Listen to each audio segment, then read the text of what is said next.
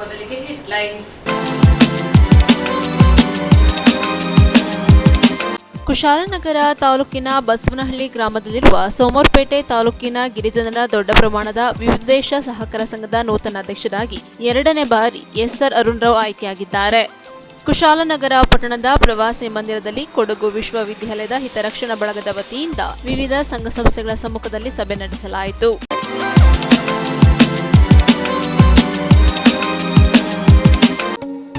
ಶ್ರೀ ದುರ್ಗಾ ಕ್ಯಾಟರ್ಸ್ ಕುಶಾಲನಗರ. ನಮ್ಮಲ್ಲಿ ಮದುವೆ, ಉಪನಯನ, ಗೃಹ ಪ್ರವೇಶ, ಯಾವುದೇ ಪೂಜಾ ಸಮಾರಂಭಗಳಿಗೆ ನಿಮ್ಮ ಮನೆ ಬಾಗಿಲಿಗೆ ರುಚಿಯಾದ ತಿಂಡಿ, ಊಟ ಸರಿಯಾದ ಸಮಯಕ್ಕೆ ಮಂಗಳೂರು ಶೈಲಿಯ ಬ್ರಾಹ್ಮಣರ ರುಚಿಯಾದ ಸಸ್ಯಾಹಾರ ಅಡುಗೆ ಮಾಡಿಕೊಡಲಾಗುವುದು. ಹೆಚ್ಚಿನ ಮಾಹಿತಿಗಾಗಿ ಸಂಪರ್ಕಿಸಿ ಶ್ರೀ ದುರ್ಗಾ ಕ್ಯಾಟರ್ಸ್ ಮಾಲೀಕರಾದ MS ಗೋಪಾಲ ಭಟ್ಟರು, ಕುಶಾಲನಗರ. ಮೊಬೈಲ್ ಸಂಖ್ಯೆ 9448019653, ಮತ್ತೊಂದು ಸಂಖ್ಯೆ 7353153690. ಕುಶಾಲನಗರ ಪಟ್ಟಣದ ಪ್ರವಾಸಿ ಮಂದಿರದಲ್ಲಿ ಕೊಡಗು ವಿಶ್ವವಿದ್ಯಾಲಯ ಹಿತರಕ್ಷಣಾ ಬಳಗದ ವತಿಯಿಂದ ಶಾಸಕರಾದ ಡಾಕ್ಟರ್ ಮಂತರಗೌಡರ ಅಧ್ಯಕ್ಷತೆಯಲ್ಲಿ ವಿವಿಧ ಸಂಘ ಸಂಸ್ಥೆಗಳ ಸಮ್ಮುಖದಲ್ಲಿ ಸಭೆ ನಡೆಸಲಾಯಿತು. ಕುಶಾಲನಗರ ಪಟ್ಟಣದ ಪ್ರವಾಸಿ ಮಂದಿರದಲ್ಲಿ ಕೊಡಗು ವಿಶ್ವವಿದ್ಯಾಲಯ ಹಿತರಕ್ಷಣಾ ಬಳಗದ ವತಿಯಿಂದ ಮಡಿಕೇರಿ ವಿಧಾನಸಭಾ ಕ್ಷೇತ್ರದ ಶಾಸಕರಾದ ಡಾಕ್ಟರ್ ಮಂತರಗೌಡರ ಅಧ್ಯಕ್ಷತೆಯಲ್ಲಿ ವಿವಿಧ ಸಂಘ ಸಂಸ್ಥೆಗಳ ಸಮ್ಮುಖದಲ್ಲಿ ಸಭೆಯನ್ನು ನಡೆಸಲಾಯಿತು. ಹಲವು ವರ್ಷಗಳ ನಂತರ ಕೊಡಗು ಜಿಲ್ಲೆಗೆ ವರದಾನವಾಗಿ ಸಿಕ್ಕಿರುವ ಕೊಡಗು ವಿಶ್ವವಿದ್ಯಾನಿಲಯ ವಿದ್ಯಾರ್ಥಿನಿಗೆ ಪೂರಕವಾಗಿ ಬೆಳವಣಿಗೆ ಹಾದಿಯಲ್ಲಿರುವಾಗಲೇ ಇದನ್ನು ಮುಚ್ಚುವ ಅಥವಾ ವಿಲೀನಗೊಳಿಸುವ ಸರ್ಕಾರದ ನಿರ್ಧಾರವನ್ನ ತೀವ್ರವಾಗಿ ವಿರೋಧಿಸಿದ್ದಾರೆ. ಜಗತ್ತಿನ ಯಾವುದೇ ದೇಶದಲ್ಲಿ ಹಣಕಾಸಿನ ಕ್ಷುಲ್ಲಕ ಕಾರಣ ನೀಡಿ ಶಿಕ್ಷಣ ಸಂಸ್ಥೆಗಳನ್ನ ಸರ್ಕಾರ ಮುಚ್ಚುವ ನಿರ್ದೇಶನಗಳು ಇಲ್ಲ. ಆದ್ದರಿಂದ ರಾಜ್ಯ ಸರ್ಕಾರ ಉನ್ನತ ಶಿಕ್ಷಣ ಉಪಸಮಿತಿಯ ಈ ಅವೈಜ್ಞಾನಿಕ ಪ್ರಸ್ತಾವನೆಯನ್ನ ತಕ್ಷಣ ತಿರಸ್ಕರಿಸಬೇಕು. 2025ರ ಆಯವ್ಯಯದಲ್ಲಿ ಅಗತ್ಯ ಅನುದಾನ ಕೊಡಗು ವಿಶ್ವವಿದ್ಯಾಲಯಕ್ಕೆ ಒದಗಿಸಬೇಕೆಂದು ಒತ್ತಾಯಿಸಿದ್ದಾರೆ. ನ್ಯೂಸ್ ಸಂಗಮಕ್ಕಾಗಿ ಡಾಕ್ಟರ್ ಎಚ್.ಎಂ. ರಘುಕೋಟಿ, ಕುಶಾಲನಗರ. ಶಾಸಕರಾದ ಡಾಕ್ಟರ್ ಮಂತರಗೌಡರ ನೇತೃತ್ವದಲ್ಲಿ ರಾಜ್ಯದ ಉಪಮುಖ್ಯಮಂತ್ರಿ ಡಿ.ಕೆ. ಶಿವಕುಮಾರ್ ಬಳಿ ನಿಯೋಗ ತೆರಳಿ ಕೊಡಗು ವಿಶ್ವವಿದ್ಯಾಲಯವನ್ನ ರದ್ದುಗೊಳಿಸದಂತೆ ಮನವಿ ಸಲ್ಲಿಸುವುದಾಗಿ ಸಭೆಯಲ್ಲಿ ತೀರ್ಮಾನಿಸಲಾಯಿತು. ಇದೇ ಸಂದರ್ಭದಲ್ಲಿ ಸಂಘ ಸಂಸ್ಥೆಗಳ ಮುಖಂಡರು ಉಪಸ್ಥಿತರಿದ್ದರು. ನೇರವಾಗಿ ನನಗೊತ್ತರಿಗೆ ಆ ರಿಪೋರ್ಟ್ನ ಸಬ್ ಕಮಿಟಿ ಏನು ಜವಾಬ್ದಾರಿ ಅಂತಂದ್ರೆ ಅದನ್ನ ಕ್ಯಾಬಿನೆಟ್ ಕೊಡಬೇಕು. ಕ್ಯಾಬಿನೆಟ್ ಕೊಟ್ಟಾದ್ಮೇಲೆ ಕ್ಯಾಬಿನೆಟ್ ಇನ್ನೊಂದು ರೀತಿ ತೀರ್ಮಾನ ಮಾಡಬೇಕು. ಮಾತ್ರ ಮೆಜಾರಿಟಿಲಿ ಒಂದು ಸಬ್ ಕಮಿಟಿ ಒಂದು ವರದಿ ಕೊಟ್ರೆ 99% ಕಮಿಟಿ ಕ್ಯಾಬಿನೆಟ್ ತೀರ್ಮಾನ ಒಪ್ಕೊಳ್ಳೇಬೇಕು ಅಂತ ನನ್ನ ಅಭಿಪ್ರಾಯ. ನಮ್ಮ ಹೋರಾಟ ಸಮಿತಿಯಾದ ಕೃಷ್ಣೇಗೌಡರು ಇರ್ಬೋದು, ಶಶಿಯಣ್ಣ ಇರ್ಬೋದು, ಮುತ್ತಪ್ಪಣ್ಣ ಇರ್ಬೋದು, ನಮ್ಮ ಕುಶಾಲನಗರ ಟೌನ್ ಅಧ್ಯಕ್ಷರಾಗಿರ್ಬೋದು, ಇಲ್ಲಿ ವೇದಿಕೆ ನಡೆಸಿದಂಥ ಎಲ್ಲ ಸ್ನೇಹಿತರುಗಳು, ಮುಂದೆ ಕೂತಿದ್ದ ಎಲ್ಲ ವಿವಿಧ ಘಟಕದ ಹೋರಾಟಗಾರಗಳು, ನಮ್ಮ ಕೊಡಗು ಯೂನಿವರ್ಸಿಟಿ ಉಳಿಸ್ಬೇಕಾಗಂತ ಎಲ್ಲದೂ ಒಂದು ಮನಸ್ಥಿತಿ ಇದ್ದಂಥ ಸಂದರ್ಭದಲ್ಲಿ ನನಗೂ ಏನು ಪ್ರತಿಷ್ಠೆ ಅಂತಂದರೆ ಕೊಡಗು ಯೂನಿವರ್ಸಿಟಿ ನಮ್ಮ ಜಿಲ್ಲೆ ಹೆಸರಲ್ಲಿ ಒಂದು ಯೂನಿವರ್ಸಿಟಿ ಆಗಿದೆ. ಆಗಿದ್ದ ಸಹ ನಮಗೂ ಖುಷಿ.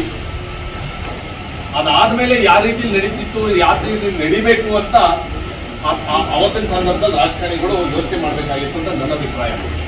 ಯಾಕೆ ಹೇಳ್ತೀನಿ ಅಂತಂದ್ರೆ, ಒಂದು ಹೊಸ ಯೂನಿವರ್ಸಿಟಿ ಅವತ್ತು ಪ್ರಾರಂಭ ಮಾಡಿದ ದಿವಸ 7 ಕೋಟಿ ರೂಪಾಯಿ ಅವತ್ತು ಮೀಸಲಾತಿ ಇರ್ತಾರೆ.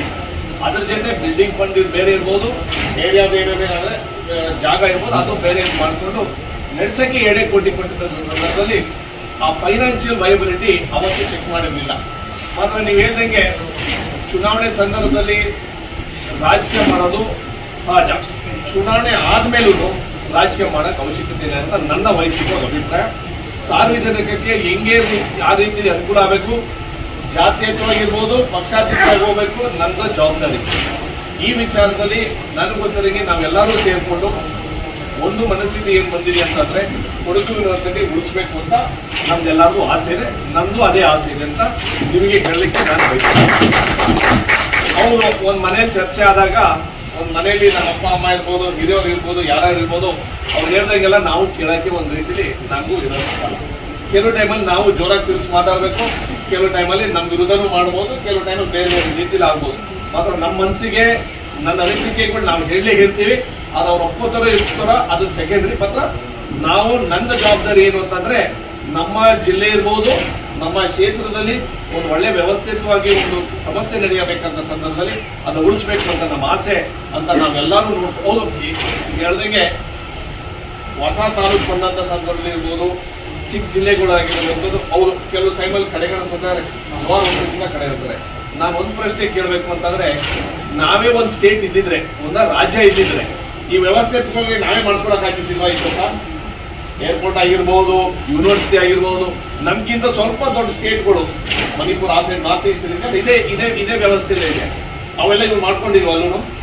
ಅದಕ್ಕೋಸ್ಕರ ಸರ್ಕಾರದ ಜವಾಬ್ದಾರಿ ನನ್ನ ರಕ್ಷಣೆ ಮಾಡೋಕ್ಕೆ, ನಮಗೆ ಯೂನಿವರ್ಸಿಟಿ ಉಳಿಸೋಕ್ಕೆ ನಾವು ಒತ್ತಡ ಯಾವ ಮಟ್ಟಕ್ಕೆ ಒತ್ತಡ ಮಾಡಬೇಕು ಅಂತ ನಾವು ಒಂದೊಂದು ಒತ್ತಡ ಮಾಡಿಕೊಂಡು ಹೋಗ್ತಾ ಇರ್ತೀವಿ. ನೀವು ಹೇಳ್ದಂಗೆ ಇಲ್ಲಿ ಹೋರಾಟ ಮಾಡಬೇಡಿ ಅಂತ ನಾನು ಹೇಳೋಕ್ಕಾಗಲ್ಲ, ಅದು ನನ್ನ ಜವಾಬ್ದಾರಿ ಅಲ್ಲ. ಹೋರಾಟನೂ ಮಾಡಬೇಕು, ಪ್ರತಿಭಟನೆಯೂ ಮಾಡಬೇಕು, ಒಳ್ಳೆ ರೀತಿಯಲ್ಲಿ ಚರ್ಚೆನೂ ಆಗಬೇಕು. ಅಂದರೆ ಡೈಲಾಗ್ ಮುಖಾಂತರ ಚರ್ಚೆ ಆಗಬೇಕು. ನನಗೆ ಗೊತ್ತಿರೋಂಗೆ ನೀವೆಲ್ಲರೂ ಸೇರಿಕೊಂಡು ಮಾರ್ಚ್ 3ನೇ ತಾರೀಕಿಂದ ಅಧಿವೇಶನ ಶುರುವಾಗುತ್ತೆ. ಬಜೆಟ್ 7ನೇ ತಾರೀಕು ಮಂಡಿಸ್ತಾರೆ ಸನ್ಮಾನ್ಯ ಮುಖ್ಯಮಂತ್ರಿ ಅವರು. ಅದಕ್ಕಿಂತ ಮುಂಚೆ 3ನೇ ತಾರೀಕಿಂದ 5ನೇ ತಾರೀಕು 4 ಇಲ್ಲಾಂದ್ರೆ ಅದಾದ್ಮೇಲೆ ಒಂದು ಡೇಟ್ ಫಿಕ್ಸ್ ಮಾಡ್ತೀನಿ. ಸನ್ಮಾನ್ಯ ಮುಖ್ಯಮಂತ್ರಿ ಅವರು, ಉಪಮುಖ್ಯಮಂತ್ರಿಗಳು, ಹೈಯರ್ ಎಜುಕೇಶನ್ ಮಿನಿಸ್ಟ್ರು, ನಾವು ಎಲ್ಲರೂ ಸೇರ್ಕೊಂಡು ಮಾತ್ರ ಇದೊಂದು ತಿಳ್ಕೊಳ್ಳಿ, ಇದು ಕೊಡಗು ಜಿಲ್ಲೆ ಯೂನಿವರ್ಸಿಟಿ, ಮಡಿಕೇರಿ ವಿಧಾನಸಭಾ ಕ್ಷೇತ್ರದ ಯೂನಿವರ್ಸಿಟಿ ಅಲ್ಲ. ಜಿಲ್ಲೆದು ಎಲ್ಲಾ ರಾಜಕಾರಣಿಗಳದ್ದು ಜವಾಬ್ದಾರಿ ಇದೆ. ನಂದು ಸೇರಿ ಇರ್ಬೋದು, ಪೊನ್ನಡವ್ರದ್ದು ಇರ್ಬೋದು, ಉಸ್ತುವಾರಿ ಸಚಿವರದ್ದು ಇರ್ಬೋದು ಅಂತ ನನ್ನ ಅಭಿಪ್ರಾಯ. ಆಮೇಲೆ MLC ಅವರು ಸೇರಿ ಎಲ್ಲರೂ ಸೇರಿ. ಅದಕ್ಕೋಸ್ಕರ ನಾನು ನಿಮ್ಮ ಮುಖಾಂತರ ಮನವಿ ಮಾಡ್ಕೊತೀನಿ ಅಂತಂದ್ರೆ, ಮನಸ್ಥಿತಿಯಲ್ಲಿ ಒಂದೇ, ಯೂನಿವರ್ಸಿಟಿ ಹೆಂಗ್ ಉಳಿಸ್ಬೇಕು, ಯಾವ ರೀತಿ ಉಳಿಸ್ಬೇಕು, ಆ ರೀತಿಲಿ ನಮಗೆ ಈ ಯೂನಿವರ್ಸಿಟಿ ಹಣಕಾಸು ವ್ಯವಸ್ಥೆನ ಒಂದು ರೀತಿಯಲ್ಲಿ ಭದ್ರತಾ ಮಾಡಬೇಕು. ನಾನು ಅದಕ್ಕಿಂತ ಮುಂದೆ ಹೋಗ್ಬಿಟ್ಟಿದ್ದೀನಿ, ನಿಮ್ಗೆ ಗೊತ್ತೋ ಇಲ್ವೋ. ನಾನು ಇದು ಸನ್ಮಾನ್ಯ ಮುಖ್ಯಮಂತ್ರಿ ಬರೆದಿರುವಂಥ ಒಂದು ಪತ್ರದಲ್ಲಿ ನಾನು ನಿಮಗೆ ಕೆಲವು ಪಾಯಿಂಟ್ಸ್ ಅಲ್ಲಿ ನಾನೇ ಏನು ಹೇಳಿದೆ ಗೊತ್ತಾ, ನಿಮಗೆ ನಡೆಸಲಿಕ್ಕೆ ಆಗಲಿಲ್ಲ ಅಂದ್ರೂ ನಮ್ಗೆ MLA ಗ್ರಾಂಟ್ ಅಲ್ಲಿ ಬರೋಂಥ ದುಡ್ಡು ಎಷ್ಟು ಬೇಕು ಅದರಲ್ಲೂ ನಾನು ಒಂದು ಸ್ವಲ್ಪ ಕೊಡ್ತೀನಿ ಬೇಕು ಅಂದರೆ. ಯಾಕೆಂತಂದ್ರೆ ನಾವು ಬೇರೆ ಹಲವಾರು ಕಾರ್ಯಕ್ರಮಕ್ಕೆ ಇಲ್ಲಿಯ ನಮಗೆ ಕೊಡಿಬೇಕು ಅಂತ ಹೇಳಿದ್ರೆ, ಕೊಡಗಿನ ಮಂದಿಗೆ ಒಂದಷ್ಟು ಅನಾಥ ಪ್ರಜ್ಞೆ ಕಾಣಿಸ್ತಾರೆ. ನಮಗೊಂದು ತಪ್ಪಲಿ ಭಾವನೆ ಇದೆ, ಇರೋದು ನಿಜ. ನಮ್ಮೊಂದು ಪ್ರತ್ಯೇಕ ರಾಜ್ಯ ಇತ್ತು, ಸುಭಿಕ್ಷ ರಾಷ್ಟ್ರವಾಗಿತ್ತು, ಸುಭಿಕ್ಷ ರಾಜ್ಯವಾಗಿತ್ತು. ನಮ್ಮಲ್ಲಿ ಏನೂ ಕೊರತೆ ಇರಲಿಲ್ಲ. ನಮ್ಮೆಲ್ಲವೂ ಕೂಡ ನಮಗೊಂದು ಅತ್ಯಂತ ಸುಸ್ಥಿತಿಲಿದ್ದ, ಬೇರೆಗೆ ಮಾದರಿಯಾಗಿದ್ದಂಥ ಒಂದು ರಾಜ್ಯ ಇತ್ತು. 56 ವಿಲೀನಗಳು, ವಿಲೀನದ ಆಶಯದ ಪೂರಕವಾಗಿ ವಿಲೀನ ಆಯಿತು. ವಿಲೀನ ಆದಮೇಲೆ ರಾಜ್ಯ ಹೋಗಿ ಈಗ ಜಿಲ್ಲೆಯಾಗಿದೆ. 3 ವಿಧಾನಸಭಾ ಕ್ಷೇತ್ರಗಳಿತ್ತು, ಅದೀಗ 2ಕ್ಕೆ ಇಳಿದಿದೆ. ನಮ್ಮ ಆಶಯಗಳೇನಿದೆ, ನಮ್ಮ ಗುರಿಗಳೇನಿದೆ, ನಮ್ಮ ಹಂಬಲ ಏನಿದೆ, ನಮ್ಮ ಎದೆ ಹಂಬಲ ಇದೆ, ನಮಗೊಂದಷ್ಟು ಬೇಡಿಕೆಗಳಾಗಬೇಕು. ಕೊಡಗು ಎಲ್ಲ ರೀತಿಯಲ್ಲಿ ಏನೋ ಕೊರತೆ ಇದ್ದರೂ ಸಂಪನ್ಮೂಲಗಳು ಕೂಡ ಏನೂ ಇಲ್ಲದಂಥ ಸ್ಥಿತಿ ನಿರ್ಮಾಣ ಆಗಿದೆ ಅನ್ನೋದು ವ್ಯಾಪಕವಾಗಿ ಬಹಳಷ್ಟು 56ರಿಂದ ಕೂಡ ನಮ್ಮಲ್ಲಿ ಒಂದು ಮನೆ ಮಾಡ್ಕೊಂಡು ಬಂದಿದೆ. ಇದು ಪ್ರತ್ಯೇಕ ರಾಜ್ಯಕ್ಕೂ ಕೂಡ ಬಹಳ ದೊಡ್ಡ ಹೋರಾಟಕ್ಕೆ ಚಳುವಳಿಗೆ ಇಂಬು ಕೂಡ ಕೊಟ್ಟಿದ್ದು ಈ ಕಾರಣಕ್ಕಾಗಿ. ಹೌದು, ನಮಗೆ ಕೊಡ ಮಾಡುವುದೇ ಕಡಿಮೆ, ನಮ್ಮ ಜಿಲ್ಲೆಗೆ ಕೊಡ ಮಾಡುವುದೇ ಕಡಿಮೆ.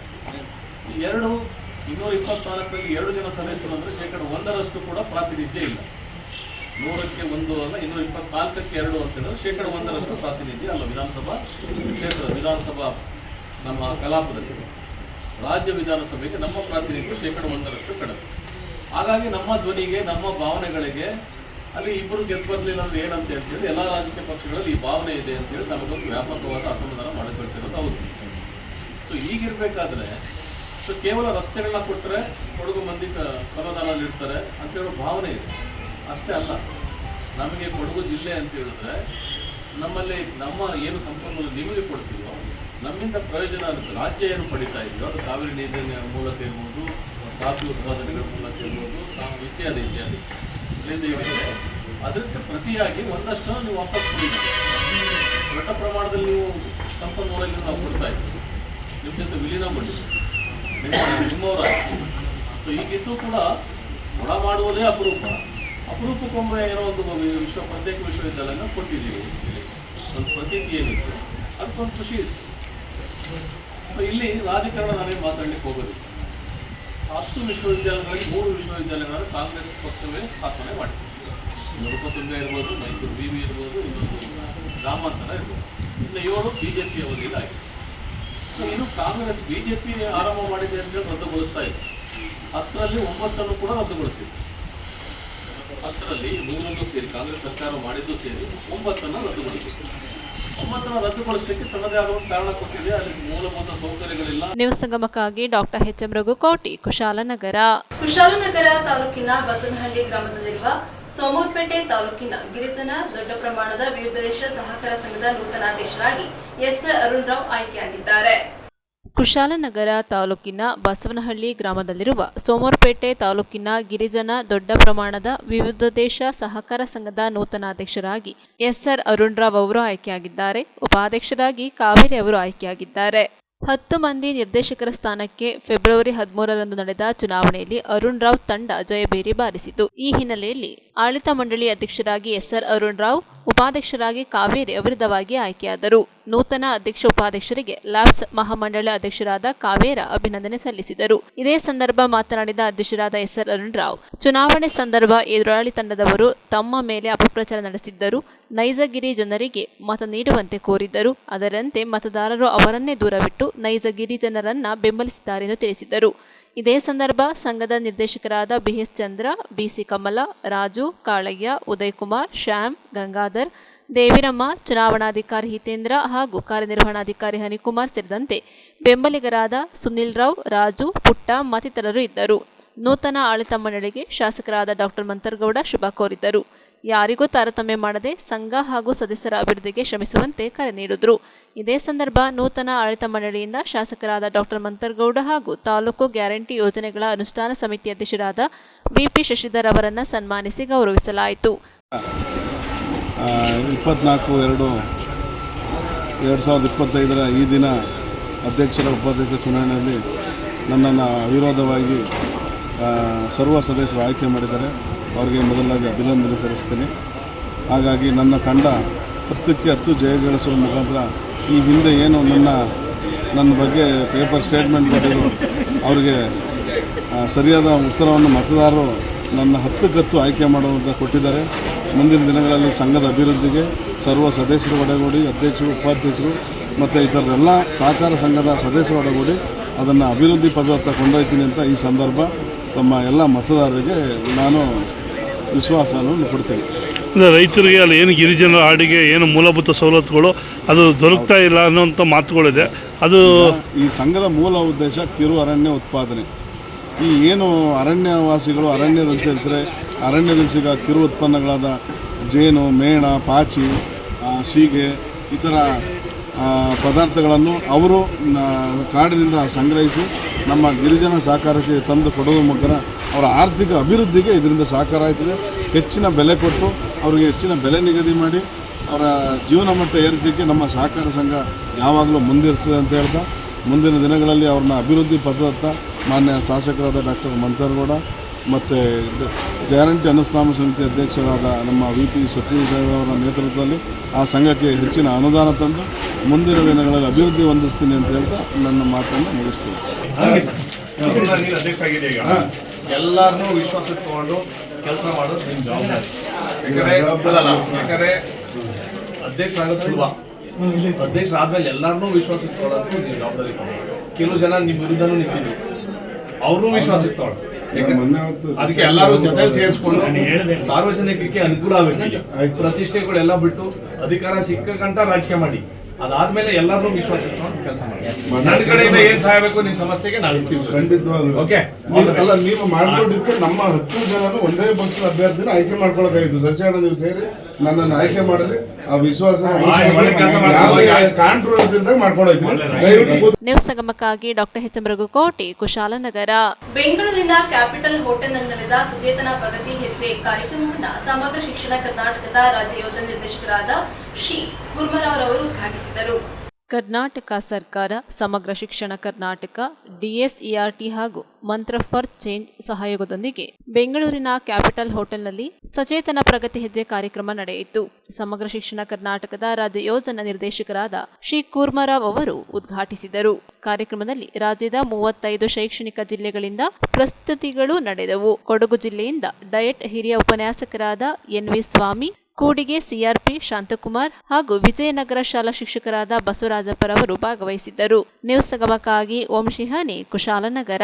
ನಾಪೋಕ್ಲ ಸಮೀಪದ ಬಲ್ಲಮಾವಟಿ ಗ್ರಾಮ ಪಂಚಾಯಿತಿ ಸಭಾಂಗಣದಲ್ಲಿ ಬಲ್ಲಮಾವಟಿ ವಲಯ ಕಾಂಗ್ರೆಸ್ ವತಿಯಿಂದ ಅಭಿನಂದನಾ ಸಭೆ ಆಯೋಜಿಸಲಾಗಿತ್ತು. ರಾಜ್ಯದಲ್ಲಿ 5 ಗ್ಯಾರಂಟಿಗಳನ್ನು ಅನುಷ್ಠಾನಗೊಳಿಸುವುದರ ಮೂಲಕ ಆರ್ಥಿಕ ಅಭಿವೃದ್ಧಿಯನ್ನು ಸಾಧಿಸಲಾಗುತ್ತಿದೆ ಎಂದು ಮುಖ್ಯಮಂತ್ರಿಗಳ ಕಾನೂನು ಸಲಹೆಗಾರ ಶಾಸಕ ಎಎಸ್ ಪೊನ್ನಣ್ಣ ತಿಳಿಸಿದರು. ಬಲ್ಲಮಾವಟಿ ಗ್ರಾಮ ಪಂಚಾಯಿತಿಯ ಸಭಾಂಗಣದಲ್ಲಿ ಬಲ್ಲಮಾವಟಿ ವಲಯ ಕಾಂಗ್ರೆಸ್ ವತಿಯಿಂದ ಆಯೋಜಿಸಿದ್ದ ಅಭಿನಂದನಾ ಸಭೆ ಹಾಗೂ ಅಭಿವೃದ್ಧಿ ಕಾರ್ಯಗಳಿಗೆ ಚಾಲನೆ ಸಮಾರಂಭದಲ್ಲಿ ಸನ್ಮಾನ ಸ್ವೀಕರಿಸಿ ಮಾತನಾಡಿದರು. ಹಿಂದಿನ ಸರ್ಕಾರದ ಅವಧಿಯಲ್ಲಿ ಬಹಳಷ್ಟು ಅಭಿವೃದ್ಧಿ ಕಾರ್ಯಗಳು ಸ್ಥಗಿತಗೊಂಡಿದ್ದವು.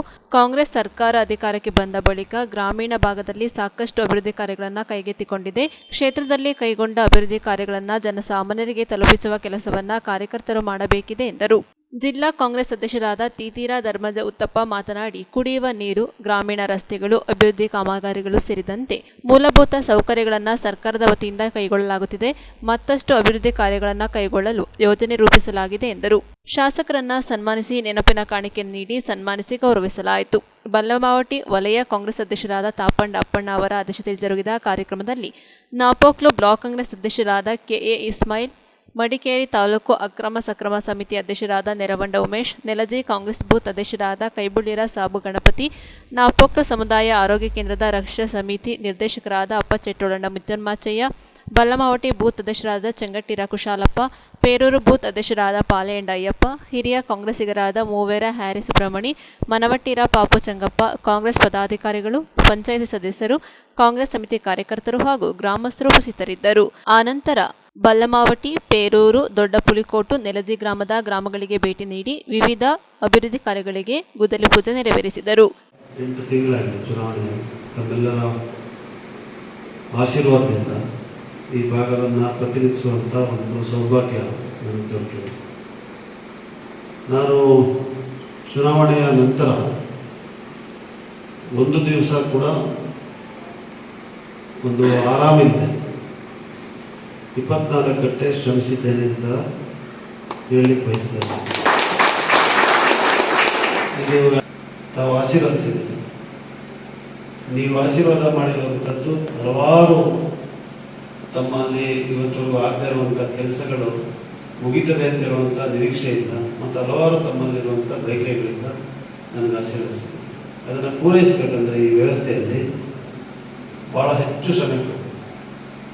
ನಮಗೀಗ ಯಾವ ರೀತಿ ಅದನ್ನು ಹೇಳೋದು ಅಂತ ನನಗೆ ಗೊತ್ತಾಗ್ತಾ ಇಲ್ಲ. ಯಾಕಂದರೆ ವ್ಯವಸ್ಥೆ ಅಂದರೆ ಸಿಸ್ಟಮ್ ಇದೆಯಲ್ಲ, ಭಾಳ ಜಟಿಲವಾಗುತ್ತೆ. ಅಷ್ಟು ಸುಲಭವಾಗಿ ಕೆಲಸಗಳಾಗೋದಿಲ್ಲ, ಕಾಮಗಾರಿಗಳಾಗೋದಿಲ್ಲ. ಅಧಿಕಾರಿ ವರ್ಗದವರು ತಮ್ಮದೇ ಆದಂಥ ಅವರದೇ ಆದಂಥ ಸಮಸ್ಯೆಗಳಿದೆ. ಮತ್ತು ಈ ಅಧಿಕಾರಿಗಳು ಆಯ್ಕೆ ಆಗಿ ಬಂದಿರುವಂಥ ಪ್ರಕ್ರಿಯೆಗಳು ಮತ್ತು ಯಾವತ್ತು ಇವತ್ತು ಅವರು ಕೆಲಸ ಮಾಡುವಂಥ ವಿಧಿವಿಧಾನಗಳು ಇದನ್ನೆಲ್ಲವನ್ನು ಎದುರಿಸಿ ಶಿಷ್ಟಾಚಾರದ ಪಾಲನೆಯ ಕೊರತೆ ಇದೆ. ಇದೆಲ್ಲವನ್ನು ಎದುರಿಸಿ ನಾವು ಇವತ್ತು ಅಭಿವೃದ್ಧಿ ಮಾಡಬೇಕು ಅಂತ ಹೇಳಿದ್ರೆ ಬಹಳ ಹೆಚ್ಚು ಶ್ರಮ. ಒಂದು ಸಾಧನೆ ಮಾಡಿದಾಗ ಅವರ ಬಡ್ಜೆಟ್ ಬಂದಾಗ ಮಾತಾಡ್ತಾರೆ, ನಾವು ಬಡ್ಜೆಟೇ ಕೊಟ್ಟಿಲ್ಲ ಇನ್ನು ಈ ರೀತಿ ಆಗುತ್ತೆ. ಇದು ನಾವು ಗ್ಯಾರಂಟಿಗಳ ಕೊಟ್ಟು ಗ್ಯಾರಂಟಿಗಳು 58,000 ಕೋಟಿ ಒಂದು ವರ್ಷಕ್ಕೆ ಬರೀ ನಮ್ಮ 5 ಗ್ಯಾರಂಟಿಗಳಿಗೆ ವೆಚ್ಚ ಆಗಿದೆ. ನಂತರ ಆಗ್ತಾ ಇರುವಂತಹದ್ದು ಆರ್ಥಿಕ ಪರಿಸ್ಥಿತಿಯನ್ನು ನಾನು ನಿಮ್ಗೆ ಹೇಳ್ತೇನೆ. ಅದರಿಂದ ದಯವಿಟ್ಟು ನಮ್ಮಲ್ಲಿ ಮನವಿಯನ್ನು ಮಾಡ್ತೇನೆ. ಏನು ವಾಸ್ತವ ಇದೆ ಅದನ್ನು ಅರ್ಥಕೋಣ. ನಮ್ಮ ಪಕ್ಷ ಅವರ ಪಕ್ಷ ಅಂತ ಹೇಳಿ ರಾಜಕಾರಣ, ಯಾಕಂದ್ರೆ ಆರ್ಥಿಕತೆ, ಅರ್ಥಶಾಸ್ತ್ರ ಜನರಿಗೆ ಗೊತ್ತಾಗ್ಬೇಕು ಏನಾಗ್ತದೆ. ಜನ ಹೇಗೆ ಅಂತ ಹೇಳಿದ್ರೆ ದುಡ್ಡಿಲ್ಲ. ಯಾರು ನೋಡಿ, ಒಂದೊಂದು ಸತಿ ಹೋದಾಗ ನಾನು 100-150 ರೋಡ್ಗಳ ಬೇಡಿಕೆ ಇರ್ತದೆ. ಈ 150 ರೋಡ್ಗಳನ್ನ ನಾನು ಕೇಳ್ತೀನಿ, ಯಾವಾಗಿದೆ ಇಲ್ಲಪ್ಪ ರೋಡ್ ಅಂದ್ರೆ 15 ವರ್ಷದಿಂದ ಇಲ್ಲ ಅಂತ, 20 ವರ್ಷದಿಂದ ಇಲ್ಲ ಅಂತ. ಪಾಪ ನಮ್ಗೆ ಅರ್ಥ ಆಗುತ್ತೆ, ಸಮಸ್ಯೆ ಇದೆ, ರಸ್ತೆಗಳಿಲ್ಲ. ಆದ್ರೆ 15 ವರ್ಷ 20 ವರ್ಷದಿಂದ ರಸ್ತೆ ಇಲ್ಲ ಅಂತ ಹೇಳೋದನ್ನ 2 ವರ್ಷದಲ್ಲಿ ಮುಕ್ತಾಯಗೊಳಿಸ್ಲಿಕ್ಕೆ ಸಾಧ್ಯನೇ ಇಲ್ಲ, ಅಸಾಧ್ಯವಾದಂತ ಮಾತು. ಆದ್ರೆ ನಾವು ಮಾಡಿರುವಂತದ್ದೇನು ಅಂತ ಹೇಳೋದ್ರ ಬಗ್ಗೆ ಜನರಿಗೆ ಹೇಳ್ಬೇಕಲ್ಲ. ಅಂದ್ರೆ ನಾವು ಕಳೆದ 7 ವರ್ಷ ಹಿಂದೆವರೆಗೆ ಸುಮಾರು 20 ವರ್ಷಗಳ ಕಾಲ ಬೇರೆ ಶಾಸಕರಿದ್ರು, ಬೇರೆ ಪಕ್ಷದ ಶಾಸಕರು ಕೂಡ ಇದ್ರು. ಈಗ ಅವರ ಕೆಲಸ ಕಾರ್ಯಗಳು ಏನು ಅವರ ಸಂದರ್ಭದಲ್ಲಿ ಆಗಿದೆ, ಆಮೇಲೆ ಎಷ್ಟು ಕೆಲಸಗಳು ಆಗದೆ ನಮ್ಮ ಗ್ರಾಮೀಣ ರಸ್ತೆಗಳಾಗಲಿ, ವಿವಿಧ ಕಾಮಗಾರಿಗಳಾಗಲಿ, ಇವತ್ತು ವಿರಾಜಪೇಟೆಯಲ್ಲಾಗಲಿ ಕುಡಿಯೋ ನೀರಿನ ನಮ್ಮ PWA ರಸ್ತೆಗಳು ತುಂಬಾ ಇದು ಹದಗೆಟ್ಟಿತ್ತು. ಆದ್ರೆ ಇವತ್ತು ಅದನ್ನು ನಾವು ಹೇಳೋದು ಬೇಡ. ಇವತ್ತು ನಾವು ಏನು ಮುಂದಿನ ದಿನಗಳಲ್ಲಿ ಯಾವ ತರ ಕಾರ್ಯಕ್ರಮ ರೂಪಿಸ್ಕೊಂಡು ಅಭಿವೃದ್ಧಿ ಕೆಲಸ ಮಾಡ್ಬೇಕಂತ ಹೇಳೋದನ್ನು ಕೂಡ ಈಗ ಶಾಸಕರು ಹೇಳಿದ್ದಾರೆ. ಅದರ ಪ್ರಕಾರವಾಗಿ ಇವತ್ತು ನಾವು ಮುಂದಿನ ಚುನಾವಣೆಗಳು ಕೂಡ ನಮಗೆ ಈಗ ತಾಲೂಕು ಪಂಚಾಯತ್, ಜಿಲ್ಲಾ ಪಂಚಾಯತ್ ಬರ್ತಾ ಇದೆ. ಜೊತೆಗೆ ಇನ್ನು ಕೇವಲ ಒಂದು 10 ತಿಂಗಳಲ್ಲಿ ನಮ್ಮ ಗ್ರಾಮ ಪಂಚಾಯತ್ ಚುನಾವಣೆ ಕೂಡ ಬರ್ತದೆ, ಮುಂದಿನ ಡಿಸೆಂಬರ್ ತಿಂಗಳಲ್ಲಿ ಸುಮಾರಾಗಿ. ಆದ್ರಿಂದ ಈ ಸಂದರ್ಭದಲ್ಲಿ ಯಾಕೆಂದ್ರೆ ಇಷ್ಟು ವರ್ಷ ನಮಗೆ ಪಕ್ಷ ಇತ್ತಿಲ್ಲ, ನಮ್ಮ ಅಧಿಕಾರ ಇತ್ತಿಲ್ಲ, ನಮ್ಮ ಶಾಸಕರಿತ್ತಿಲ್ಲ. ಈಗ ನಾವು ಶಾಸಕರಿದ್ದೀವಿ, ನಮ್ಮಲ್ಲಿ ನಮ್ಮ ಪಕ್ಷದ ಸರ್ಕಾರ ಇದೆ, ಅಧಿಕಾರದಲ್ಲಿದೆ. ಈ ಸಂದರ್ಭದಲ್ಲಿ ನಾವು ತುಂಬಾ ಅಭಿವೃದ್ಧಿ ಕೆಲಸಗಳನ್ನು ಕೂಡ ತಮಗೆಲ್ಲ ಗೊತ್ತಿರೋ ಪ್ರತಿಯೊಂದನ್ನು, ಯಾಕೆಂದ್ರೆ ಇದನ್ನೆಲ್ಲ ಇವತ್ತು ನಾವೇನೋ ಒಂದು ಇಲ್ಲಿ ಕೂತ್ಕೊಂಡು 50-100 ಜನರ ಮಧ್ಯದಲ್ಲಿ ನಾವು ಮಾತಾಡಿರ್ಬೋದು, ಎಲ್ಲರಿಗೂ ತಿಳುವಳಿಕೆ ಕೊಟ್ಟಿರ್ಬೋದು. ಆದ್ರೆ ಇದು ಈ ವಲಯದ ಪ್ರತಿ ಗ್ರಾಮಗಳಲ್ಲಿ ಸುಮಾರು ಈ ವಲಯಕ್ಕೆ 4-5 ಬೂತ್ಗಳು ಸೇರಿದ್ರೆ ಅವರೆಲ್ಲರಿಗೂ ಇದು ಮನದಟ್ಟಾಗಿ ಮಾಡಿ ಮುಂದಿನ ದಿನಗಳಲ್ಲಿ, ಯಾಕೆಂದ್ರೆ ಇಲ್ಲಿ ಒಂದು ಅಭಿವೃದ್ಧಿ ಕೆಲಸದಲ್ಲಿ ನಾವು ಹೇಗೆ ತೋರಿಸ್ಕೊಂಡಿದ್ದೀವಿ, ನಾವು ಏನಿಲ್ಲಿ ಕಾಣಿಕೆ ಕೊಟ್ಟಿದ್ದೀವಿ, ನಮ್ಮ ಶಾಸಕರಾಗಿ ಕೆಲಸ ಮಾಡಿದ್ದಾರೆ, ನಮ್ಮ ಇಲ್ಲಿಯ ಸ್ಥಳೀಯ ಪ್ರತಿನಿಧಿಗಳಿಗೆ ಕೆಲಸ ಮಾಡಿದ್ದಾರೆ ಅಂತ ಹೇಳೋದನ್ನ ಅರಿವಿಕೆ ಕೊಟ್ಟು, ಜೊತೆಗೆ ಗ್ಯಾರಂಟಿಯ ಒಂದು ಯೋಜನೆಯಲ್ಲಿ ಇವತ್ತು ಪ್ರತಿಯೊಬ್ಬರಿಗೆ ಸುಮಾರು ಈಗ 18 ತಿಂಗಳಿಗೆ ಶಾಸಕರ 36,000 ರೂಪಾಯಿ, ಪ್ರತಿ ವಿದ್ಯುತ್ ಶಕ್ತಿಯಲ್ಲಿ ಒಬ್ಬ ಗ್ರಾಹಕನಿಗೆ 1,000 ಅಂತ ಇಟ್ಟರು, ಸುಮಾರು ಈಗ 18 ತಿಂಗಳಿಗೆ 18,000 ರೂಪಾಯಿ, 36-18 ಅಂದ್ರೆ ಸುಮಾರು 54,000 ರೂಪಾಯಿ. ಜೊತೆಗೆ ನಾವೆಲ್ಲರಿಗೂ ಇದು ಸಿಕ್ಕಿರ್ಲಿಕ್ಕಿಲ್ಲ ಪಡಿತರ ಚೀಟಿ, ಆದ್ರೆ ಸುಮಾರು ಶ್ರೀ ಶಕ್ತಿಗಳು ಇವತ್ತು ಬಸ್ಸಲ್ಲಿ ಕೂಡ ಪ್ರಯಾಣ ಮಾಡಿದ್ದಾರೆ, ಅದರಲ್ಲಿ ಸಿಕ್ಕಿದಂತ ಹಣ 1 ಕುಟುಂಬ ರೂಪಾಯಿ ಇವತ್ತು ಪ್ರತಿ ಕುಟುಂಬಕ್ಕೆ ನೆರವಾಗಿದೆ ಸರ್ಕಾರ. ಇದನ್ನೆಲ್ಲ ಜನರಿಗೆ ಮನದಟ್ಟು ಮಾಡಿಕೊಂಡು ಮುಂದಿನ ದಿನಗಳಲ್ಲಿ, ಯಾಕಂದ್ರೆ ಈ ಭಾಗದಲ್ಲಿ ಕಾಂಗ್ರೆಸ್ ಈಗ ಉತ್ತಮವಾಗಿ ಬೆಳೆದಿರೋದು ಕೂಡ ನಾವು ಕಂಡು ಬಂದಿದ್ದೀವಿ. ಕಳೆದ ಸ್ಫೂರ್ತಿದಾಯಕವಾದ ಕಾರ್ಯಕರ್ತರ ಒಂದು ಮನೋಭಾವನೆ ಕೂಡ ನಾವು ಕಾಣ್ತಾ ಇದ್ದೀವಿ. ಆದ್ರಿಂದ ಮುಂದಿನ ದಿನಗಳಲ್ಲಿ ಇನ್ನು ಯಾವ ರೀತಿಯಲ್ಲಿ ನಾವು ಪಕ್ಷದ ಒಂದು ಸಂಘಟನೆ ಕೂಡ ಮತ್ತು ಪಕ್ಷದ ಒಂದು ಪುನರ್ರಚನೆಗಳು ವಲಯಗಳು, ಕೆಲವಾರು ವಲಯಗಳಲ್ಲಿ ಸುಮಾರು 10 ವರ್ಷಗಳಿಂದ ಅಧ್ಯಕ್ಷಗಳಿದ್ದಾರೆ, 5 ವರ್ಷ ಕಳೆದವರಿದ್ದಾರೆ. ಪಕ್ಷ ಬೆಳೆಸೋ ಕಾರ್ಯಗಳನ್ನು ಕೂಡ ಮುಂದಿನ ದಿನಗಳಲ್ಲಿ ಮಾಡ್ಬೇಕಂತ ಹೇಳೋದು ಇವತ್ತು ಕೆಪಿಸಿಸಿಯ ಒಂದು ಆದೇಶ ಕೂಡ ಇದೆ. ಪ್ರತಿಯೊಂದು ಇದರಲ್ಲಿ ಜಿಲ್ಲೆಯ ಒಂದು ಮುಂಚೂಣಿ ಘಟಕಗಳು ಎಲ್ಲಿ 5 ವರ್ಷಗಳಾಗಿದೆ ಅದನ್ನೆಲ್ಲ ಇದು ಮಾಡಬೇಕು, ಪುನರ್ರಚಿಸಬೇಕು, ಅಥವಾ ಅವಶ್ಯಕತೆ ಇದ್ದಲ್ಲಿ ಅದನ್ನ ಯಾವ ರೀತಿ ಚೆನ್ನಾಗಿ ಕೆಲಸ ಮಾಡ್ತಿದ್ರೆ ಇದನ್ನೆಲ್ಲ ಒಂದು ಇದನ್ನು ಕೊಡ್ಬೇಕಂತ ಹೇಳೋದನ್ನು ಕೂಡ ಈಗಾಗಲೇ ನಮಗೆ ಪಕ್ಷದ ಸಂಘಟನೆ ಕೂಡ ಕೊಟ್ಟಿದ್ದಾರೆ. ನಿನ್ನೆ ಕೂಡ ಅದಕ್ಕೆ ಇನ್ನೊಂದು ಪತ್ರವನ್ನು ಕೂಡ ಬರೆದು ಕೊಟ್ಟಿದ್ದಾರೆ. ಅದಕ್ಕೆ ನಾವು ಚೇಂಜ್ ಮಾಡೋದು ಅಥವಾ ನಾವೊಂದು ಬೇರೆ ರೀತಿಯ ಒಂದು ಕಾರ್ಯಕ್ರಮ ಮಾಡಿದಾಗ ಅದಕ್ಕೆ ಎಲ್ಲ ಕಾರ್ಯಕರ್ತರ ಸಹಕಾರ ಕೊಡಬೇಕು. ಯಾಕೆಂದ್ರೆ ಎಲ್ಲರಿಗೂ ಕೂಡ ಅವಕಾಶಗಳಾಗುವಂತ ಕೆಲಸವನ್ನು ಮಾಡಬೇಕಾದಾಗ ಪಕ್ಷದ ಹಿರಿಯ ನಾಯಕರು, ಹೈಕಮಾಂಡ್ ಅವರು ಕೂತ್ಕೊಂಡು ಒಂದು ಸಮಾಚಿತ್ತದಿಂದ ಒಂದು ಪಕ್ಷವನ್ನು ಪುನರ್ ಸಂಘಟಿಸಿ ಮುಂದಿನ ಒಂದು ದಿನದಲ್ಲಿ ಬರುವ ತಾಲೂಕು ಜಿಲ್ಲಾ ಚುನಾವಣೆಯಲ್ಲಿ ಅಲ್ಲದ್ರೆ 28ರ ನಾವು ವಿಧಾನಸಭಾ ಚುನಾವಣೆ ಕೂಡ ನಾವು ನೋಡ್ಬೇಕಾಗ್ತದೆ. ನ್ಯೂಸ್ ಸಗಮಕ್ಕಾಗಿ ದುಗ್ಗಡ ಸದಾನಂದ ನಾಪೋಕ್ಲು. ಕೊನೆಯಲ್ಲಿ ಮತ್ತೊಮ್ಮೆ ಹೆಡ್ಲೈನ್ಸ್. ಕುಶಾಲನಗರ ತಾಲೂಕಿನ ಬಸವನಹಳ್ಳಿ ಗ್ರಾಮದಲ್ಲಿರುವ ಸೋಮವಾರಪೇಟೆ ತಾಲೂಕಿನ ಗಿರಿಜನರ ದೊಡ್ಡ ಪ್ರಮಾಣದ ವಿವಿಧೇಶ ಸಹಕಾರ ಸಂಘದ ನೂತನ ಅಧ್ಯಕ್ಷರಾಗಿ 2ನೇ ಬಾರಿ ಎಸ್ಆರ್ ಅರುಣ್ ರಾವ್ ಆಯ್ಕೆಯಾಗಿದ್ದಾರೆ. ಕುಶಾಲನಗರ ಪಟ್ಟಣದ ಪ್ರವಾಸಿ ಮಂದಿರದಲ್ಲಿ ಕೊಡಗು ವಿಶ್ವವಿದ್ಯಾಲಯದ ಹಿತರಕ್ಷಣಾ ಬಳಗದ ವತಿಯಿಂದ ವಿವಿಧ ಸಂಘ ಸಂಸ್ಥೆಗಳ ಸಮ್ಮುಖದಲ್ಲಿ ಸಭೆ ನಡೆಸಲಾಯಿತು.